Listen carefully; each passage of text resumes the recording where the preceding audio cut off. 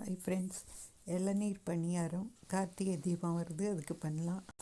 அதுக்கு நான் பச்சரிசி 1.5 கப்பு 3 மணி நேரம் ஊற வச்சுருக்கேன். நல்லா கழுவிட்டு அதை எடுத்து நீங்கள் ஒரு இளநீ அந்த கட் பண்ணி அதையும் சேர்த்துட்டு இந்த 1/2 கப்பு இளநீரும் அரைக்கணும். பாருங்கள், அந்த மாதிரி சேர்த்து அரைச்சிருங்க.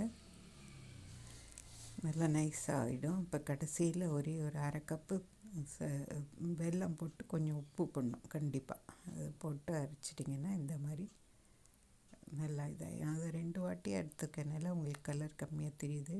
இப்போ ஏலக்காய் பவுடர் போட்டு நல்லா கலக்கி வச்சுருங்க.